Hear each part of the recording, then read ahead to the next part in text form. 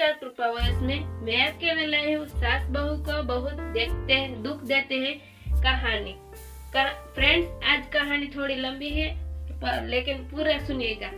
डिम्पल जो अपने काम में बहुत माहिर थी, लेकिन कहीं न कहीं उसके दिल में दुख समाया हुआ था, क्योंकि चाहकर भी वह लोगों को खुश नहीं कर पा रही थी।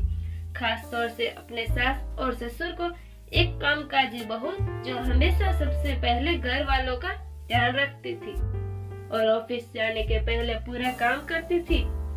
साथ ही साथ सास ससुर का खाना बनाना, उनकी दवाई का ध्यान रखना, खुद का ध्यान रखना, इन सारी समस्याओं के बीच में वो खुद को खुश महसूस करती थी।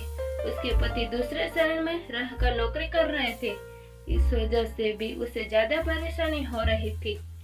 एक दिन जब अपने ऑफिस से लौटी तब सास का चेहरा तना हुआ लेकर वह कहती है, आज तुमने सब्जी बना कर दी थी ना, उसमें नमक बहुत कम था और ना ही मिर्ची लग रही थी। तुम्हारे ससुर जी को तो मैंने दूसरी सब्जी बना कर दी है। अब से पहले स्वादिष्ट खाना बनाया करो, उसके बाद अपनी नौकरी पर जाया करो। डिम्पल माँ जी, आज मुझे ऑफिस जाने में देर हो रही थी, शायद इसलिए मैं सही तरीके से बना नहीं पाई। मैं कोशिश करूंगी कि अब सब अच्छे से बना दूं। ससुर देखो, बहू या तो तुम नौकरी करो या तो फिर घर का काम। हम तो यही चाहते हैं कि तुम सिर्फ घर के लिए ही समर्पित रहो। शुरू से हमने कभी नहीं चाहा कि तुम नौकरी करो, लेकिन हमारे बेटे की वजह से हमें चुप रहना पड़ा। डिम्पल, लेकिन पिताजी, नौकरी करने में आखिर दिक्कत ही क्या है? अगर औरतें अपने पैरों पर खड़े रहे तो समाज आगे बढ़ सकता है और परिवार का भी सही तरीके से ध्यान रखना और मुश्किल नहीं होता है। सास, हाँ, हम तो देख ही रहे हैं किस तरीके से तुम परिवार का ध्यान रख रही हो। सब्जी भी बिल्कुल भी अच्छी नहीं बनी थी। हमें तो ऐसा लगता है कि तुम सिर्फ पैसे के पीछे भाग रही हो और कुछ भी नहीं। अरे कमी ही क्या है तुम्हें? डिम्पल के लिए यहाँ रोज रोज की बात हो गई थी। शादी के 3 साल बाद भी उसे यहाँ ताने सुनते पड़ रहे थे। आखिर उसके सास ससुर यह बात समझ क्यों नहीं पा रहे थे कि आज के समय में औरतों को भी आगे बढ़ना बहुत जरूरी है। लेकिन डिम्पल ने कभी भी ज्यादा उनसे बहस नहीं की और चुपचाप अपने कमरे में चली गई। एक दिन की बात है जब डिम्पल को ऑफिस से ही अपनी सहेली के बर्थडे में जाना पड़ता है, और वह भी इसलिए क्योंकि सहेली उससे आने की जिद करती है। ऐसे में उससे जाना ही पड़ता है, लेकिन उससे पहले सुबह की वह सारे काम निपटा लेती है और बर्थडे पार्टी थोड़ी देर तक चलती है और उससे आने रात बज जाते हैं। इस वजह से सास और ससुर बिना खाने खाए उसका इंतजार करते हैं कि अचानक ही डिम्पल को देखकर सास खड़ी हो जाती है और कहती है, आ गई महारानी, रात के 10 बज रहे हो। शरीफ घर की बहू इतनी रात बाहर घूमती नहीं है। डिम्पल, मैंने आपको तो बताया था जी, मैं और घूम नहीं थी। प्यारी सहेली के साथ मैं अपने जन्मदिन में गई थी। न जाने कितने जतन जताए होंगे। मुझे उसकी जरूरत थी, उस समय वह मेरे साथ खड़ी थी। ऐसे में उसके अच्छे दिन में ऐसे कैसे भूल सकती थी? ससुर, हाँ, तुम तो तुम्हारे लिए कोई मायने नहीं रखते ही नहीं, तुम दूसरों के बारे में ही सोचा करती हो। डिम्पल को कुछ समझ नहीं आता, आखिर घर वालों को दिक्कत क्यों हो रही है? शादी से पहले तो नौकरी किया करती थी, लेकिन कभी भी उसने ऐसा व्यवहार पहले नहीं किया था। ना चाहते हुए भी ऐसी बात सुननी पड़ती थी जो उसके मन में आई वही थी। घर में रहते हुए सबका ख्याल रख ही रही थी। 1 महीने के बाद जब डिम्पल अपने ऑफिस के लिए बाहर जा रही थी, उसी समय सास की आवाज सुनाई दी, सुनो, डिम्पल का प्रमोशन हो गया है और उसकी सैलरी बढ़ गई है। ससुर, अच्छा, इससे हमारे बेटे का पैसा भी बचेगा और अपने बहू का पैसा हम खर्च करेंगे। इससे बहू अपनी सैलरी का क्या करेगी? सास अब यह अपने लिए जेवर बनवाएगी और उसे छुपा कर रखेगी, क्योंकि हमें अपना मानती ही नहीं है। सुना है इसका भाई भी इंजीनियरिंग कॉलेज में पढ़ने जाने वाला है। जाहिर सी बात है अपनी सैलरी को अपने भाई को ही देगी, क्योंकि अब उसके पापा भी तो रिटायर हो चुके हैं। यह बात सुनकर तो डिम्पल को बहुत बुरा लगा, क्योंकि आज तक उसने अपने पैसे को कभी भी भाई या मायके में नहीं बांटा था, बल्कि हमेशा उसे अपने भविष्य के लिए बचा कर रखा था। वह जानती थी कि समय कभी भी बदल सकता है और ऐसा समय भी आ सकता है जब पैसे की जरूरत पड़े। लेकिन उसकी इस भावना को कोई नहीं समझ पा रहा था, बल्कि उस पर ही तरह तरह के आरोप लगाए जा रहे थे। गीली आंखें लेते हुए वहां ऑफिस में पहुंची, जहां उसका मन भी काम में नहीं लग रहा था। उसका पति दूसरे शहर में रहता था। इस बात का फायदा सास ससुर ने काफी उठा लिया था, लेकिन अब वह चुप नहीं रहने वाली थी। फिर भी कोई ना कोई ऐसी स्थिति आ रही थी जिस वजह से उसे चुपचाप रहना पड़ रहा था।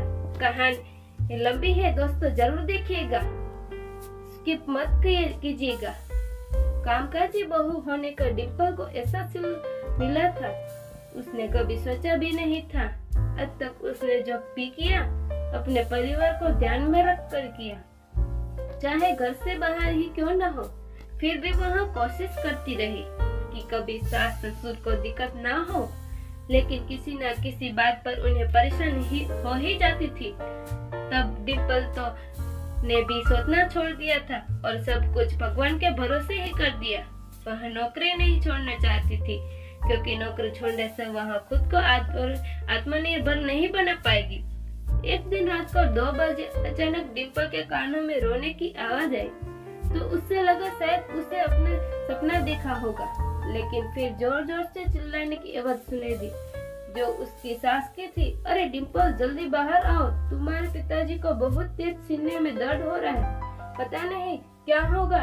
डिम्पल दौड़कर बाहर आ जाती है तो देखती है ससुर बेसुध होकर गिर पड़े थे।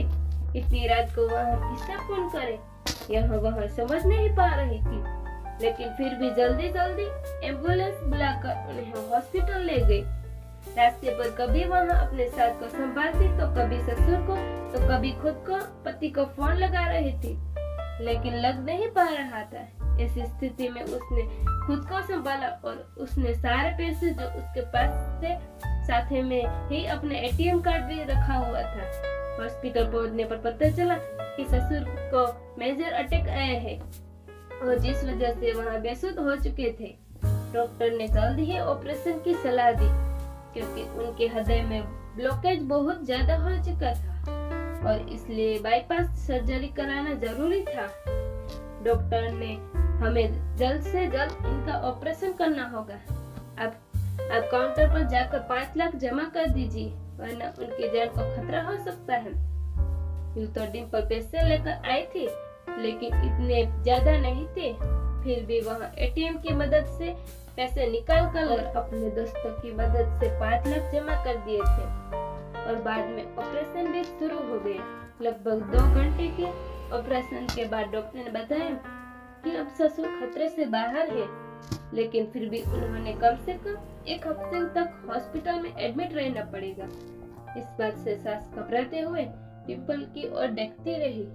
अब क्या होगा, अस्पताल के खर्चा में कहां से उठा पाऊंगी।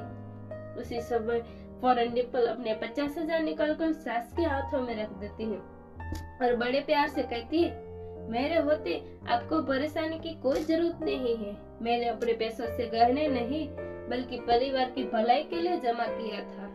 मैंने तो अपने भाई को इंजीनियरिंग के लिए ही पैसे नहीं दिए, क्योंकि मैं जानती थी समय बदलते देर नहीं लगती। आप पैसों को रख लीजिए, हो सकेगा तो मैं आपको और भी पैसे लाकर दे दूंगी, ताकि कोई भी कमी ना रहे। अब सास शर्मिंदा होने लगी थी, क्योंकि वह कभी डिम्पल को ताना मारने से चुकी ही नहीं थी। अब रोते हुए सास हाथ जोड़कर डिम्पल से कहती है, हमने तुम्हें गलत समझा और बहू, तुम हमेशा हमारे भले की बात करती रही, लेकिन हमने ही तुम्हें अपना दुश्मन मान लिया। हो सके तो माफ कर देना डिम्पल। माँ जी ऐसा कुछ मत कहिए जिसमें मुझे बुरा लगे। मेरा दिल में हमेशा आप लोगों के लिए इज्जत रहेगी, लेकिन एक बात सही है कि कभी आप लोगों ने मेरी कदर नहीं की। अगर आप लोग मुझे प्यार से बात करते हैं तो मैं जरूर आप लोगों से ही वहाँ सब बातें शेयर करती जो मैं करना चाहती थी। कामकाजी बहू होने का यहाँ मतलब तो नहीं है कि वह सिर्फ अपने स्वार्थ के बारे में सोचे। जिंदगी में कभी भी कोई भी मोड़ आ सकता है। ऐसे अगर औरत काम के लिए घर से बाहर निकलती है तो हमारे समाज के लिए बहुत ही अच्छा उदाहरण होगा। लेकिन आज कुछ दकियानुसी लोगों ने कारण बहुत महिलाएं घर में रहने के लिए मजबूर है, जो करना तो बहुत कुछ चाहती है लेकिन सबसे डरती है और आगे बढ़ना नहीं चाहती। थोड़े ही दिनों में ससुर भी घर आ जाते हैं। उन्हें भी पता चल जाता है कि डिम्पल ने बेटी ने बहू नहीं बल्कि बेटा बनकर उनकी मदद की है। साथ ही साथ उन्होंने डिम्पल को आशीर्वाद दिया, क्योंकि उसकी वजह से ही आज ससुर की जान बच गई। दोस्तों, हम सब भी एक समाज में रहते हैं जो औरतों की बराबरी दर्जा देने में कुछ लोग नाराज होता है और वे कभी भी उसे आगे बढ़ने देना नहीं चाहते। कभी भी घर के भी लोगों को औरत को नीचे गिराना चाहते और ऐसे में ही ये सही व्यवहार नहीं करती। अगर परिवार के लोग ही एक औरत का साथ देंगे तो उससे पीछे मुड़कर कभी नहीं देखना होगा और वहाँ हमेशा सफलता की ओर बढ़ती चली जाएगी। ऐसे में हमेशा एकजुट होकर रहने में ही हमारे समाज की भलाई है। कहानी अच्छी लगे तो लाइक, सब्सक्राइब, शेयर जरूर कीजिए। धन्यवाद।